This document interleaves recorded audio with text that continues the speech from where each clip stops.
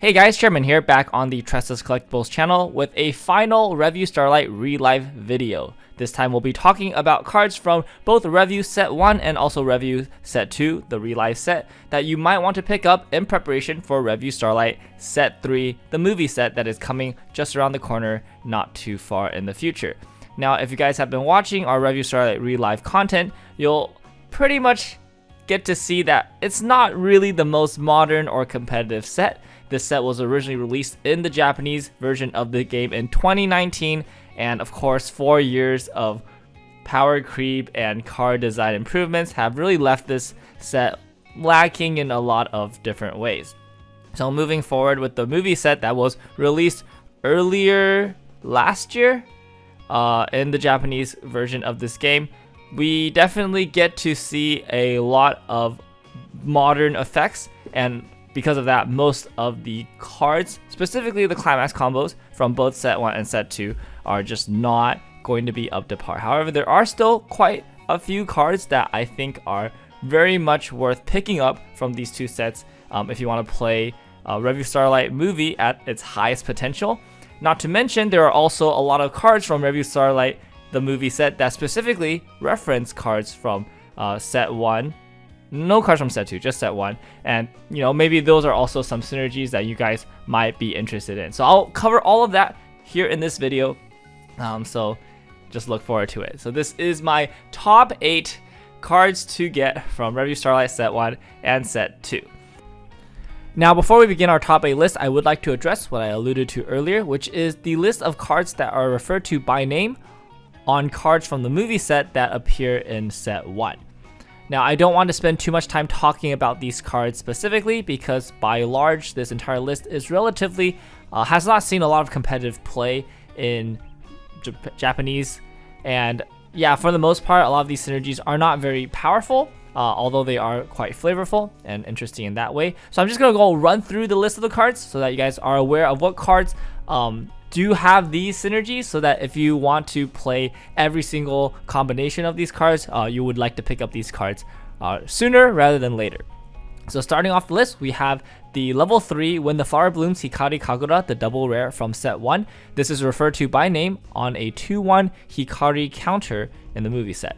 Next, we have our Flower Path Kaoruko Hanayagi, the level 3 double rare from the first set. This is referred to by name on a level 1 Futaba counter in the movie set.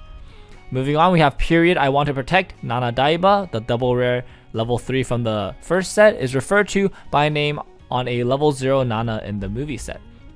My Own Shine Kaoruko Hanayagi, the level 0 yellow Brainstorm from the first set, is referred to by name on a level 3 red Futaba in the movie set. The TD Kaden, the Stage of Fate Kaden Aijo, is referred to by name on a Kaden level 0 in the movie set. The level 0 Juna Brainstorm, My Very Own Star Juna Hoshimi, is referred to by name on a level 1 green Juna in the movie set. And lastly, we have the multiple card packages. So this one is going to be featuring Brave Readiness Maya Tendo, Noble Will Claudine Saijo, which are referred to by name on the level 0 red Claudine from the movie set, as well as the 2/1 Maya from the movie set, which can summon out the Maya Tendo from your hand. And last but not least, My Own Shine Futaba Isurugi, the level 3 from the first set, is referred to by name on a level 0 Kaoruko, as well as a level 3 Kaoruko from the movie set. So these are all the cards that have additional synergies that are coming up in the movie set. So if you want to explore all of them, go ahead and pick up this list and just kind of keep an eye out for all these cards. Some of these are not actually that bad, but by and large, again, not too much play has been seen with these cards in the Japanese metagame, so just kind of take that with a grain of salt. Alright, now that we've gotten over the honorable mentions and the cards that have all these direct references, we can go into the cards that I think are worth picking up in preparation for Revue Starlight, the movie set, and all the different builds that you want to experiment with. Now, before I start with the top 8 list, I will have a final caveat, which is I am not going to include a lot of like side grades or support utility cards. So if you feel like you want something like a Brainstormer or a Drop Search or something in a specific color, you might want to pick those up anyways just to have. I'm mostly going to be talking about cards that don't really have other replacements or cards that don't have any kind of side grades, or whether that's color or anything else. So with that, let's just get straight into it. Number 8 on the list is Knight of the Sun Nation Nana Daiba. This is from the Revue Re set. This is the 1/0 Twin Drive Nana. So this card is pretty good. It is your best level 1 yellow attacker in Revue Starlight in general. If you attack with it last, it attacks for a very respectable 6,500 power. It has innate Twin Drive that doesn't need any kind of condition to fulfill in order to activate it, which is a really strong effect for a level 1 card. Yellow is, generally speaking, one of the weaker colors in Revue Starlight, only vaguely supported by Karuko and Futaba cards that don't always work very well. So good yellow cards are hard to come by, and they're pretty important if you want to build a deck that has a lot of yellow, especially at level 1. So this will work very well alongside the new level 1 Nana combo from the movie set. That is a very popular option.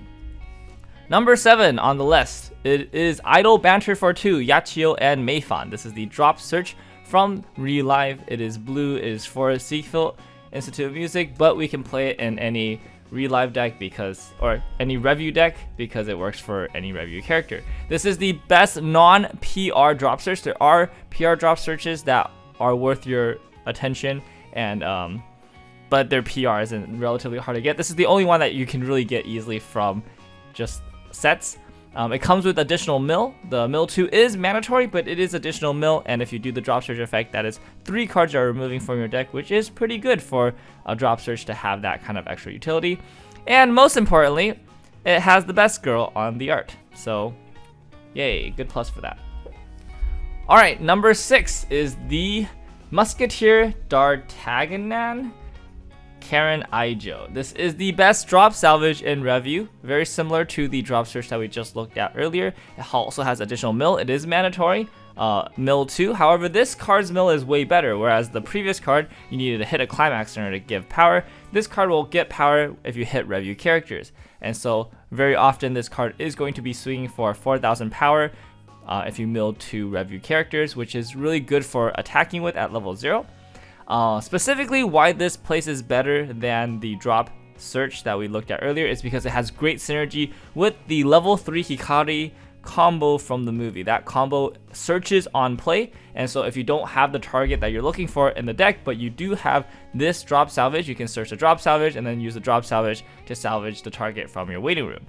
So yeah, so drop salvage is better for that specific reason. Okay, number 5, we have Giraffe.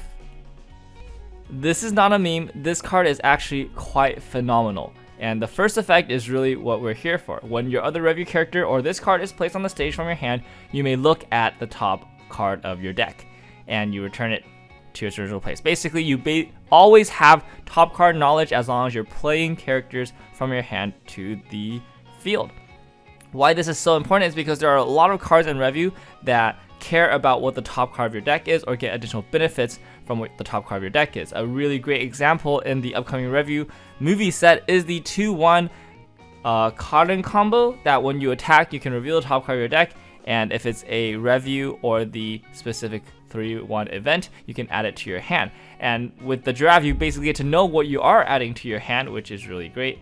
The information is very helpful, lets you know what your first trigger is, and if it's the climax, then you know you can brainstorm and then do other things. I think the top deck information is just really overlooked a lot of times, and it is, and specifically in Revue, is just very nice to have. Secondly, it also has a really good second effect, which is pay to rest this card and search. It's an unconditional search, unconditional way to get additional advantage, which can come very helpful in certain games. Revue's finisher in the movie set isn't very stock intensive, and so you can use your extra stock to make sure you always have playables and the right attackers at any given level or given situation.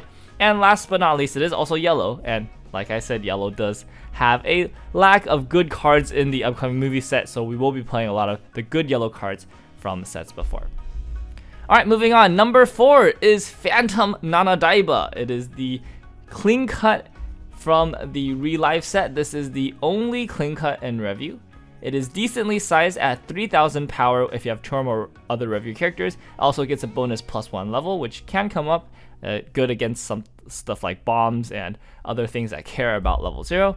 And once again, it's yellow. Good yellow cards are just a treasure. Alright, number 3, we have Musketeer Athos Hikari Kagura. This is the best early play healer in Revue with the best condition, 4 or more other Revue characters, fantastic condition, doesn't care about how many climax are in your waiting room or how many cards in your deck or any other nonsense. You just play cards on the board, which is what you want to do anyways, and you can early play this card very easily. Also, the heal is very ideal. It is not heal to waiting room, it is heal to stock by discarding a card from your hand. Revue in general has very good hand generation tools. And basically every set, the plussing climax combos and the brainstorms and all that stuff are all really good. So being able to heal a stock, being able to use that extra advantage generation to get additional resources in form of stock and making the heal a lot cheaper is really great. Also just attacks for 1100 power. Just a fantastic early play card. Our number 2 card is the My Own Shine Nana Daiba. This is the level 0 from Revue Set 1. It can attack for 4000 power if you have another Revue character, and it has innate unconditional twin drive. This card is just really good. I mean, I think this profile in general is really good in a lot of the sets that it comes with. In Revue specifically, it is excellent for being one of the best yellow fixes at level 0, which is one of the best places to have color fix because you don't need that color in order to play the color. And I mean, just 4k attacker, gets the twin drive, great in the standby decks, great to pay out triggers in the mid game. I think this card is just an all-around fantastic card. If you're looking to play yellow, you're basically jamming 4 copies of this into your deck to help get the condition for yellow, as well as just have a really strong attacker at level 0. And finally, the number 1 card to pick up from Revue Starlight previous sets in anticipation for the movie set is Person by Your Side Mahiru Tsuizaki. This is the level 0 double rare bomb from set 1, and this card is just one of a kind. You cannot replace this card with any other card. This card just does something so special by itself. The ability to reveal the top card of your deck, and if that card is level 2 or higher, you just get that into your stock. You +1 stock, don't have to work for it at all. Just card is crazy. And it hasn't been that good up till now because honestly there have not been very good level 2 or higher cards in Revue, even with the addition of Relive. However, that changes drastically with the movie set. A lot of the movie set builds, especially builds around the door level 3 combo with the Hikari and Karin, as well as the Karin level 2, plays a lot of level 2 or higher cards because they're playing the 3-1 event as well, which synergizes greatly with the deck, which means that you have a lot of hits with the Mahiru. You can just kind of play it blind, and generally speaking, you're going to reveal a level 2 or higher. Also, the movie set introduces choice, and usually choice trigger decks have a lot of level 2s or higher. So the upside for Mahiru hitting is just a lot more common. Additionally, there are also many ways to get top deck knowledge. Of course, we have the giraffe that we mentioned earlier, but there are also cards in the movie set that can look at the top card of your deck and other stuff like that. So in general, it's not very hard to set up free stock with this Mahiru, and just being able to get free stock is such a big win for a lot of decks. It's just a fantastic card, yeah. And it's also a level 0 bomb, so it trades 1 for 1 at level 0. It's not even like a dead card. You're not like minusing 1 to play this. Like, it's gonna kill something at level 0 when you play it, and it's going to a lot of times get you that free stock. And it is just a fantastic all-around card that you'll want to pick up, especially since it's a double rare. Might not be the easiest card to pick up, but you'll definitely want at least 2 copies of this, if not maybe a bit more, for your Revue Starlight decks in the movie set. And that's it for this video. Thank you guys so much for watching. Hope that was helpful, and get you guys ready for the movie set, which will release. Do we have a date for that? I think we have a date for that. If there's a date for that, it'll appear on the screen somewhere at this time.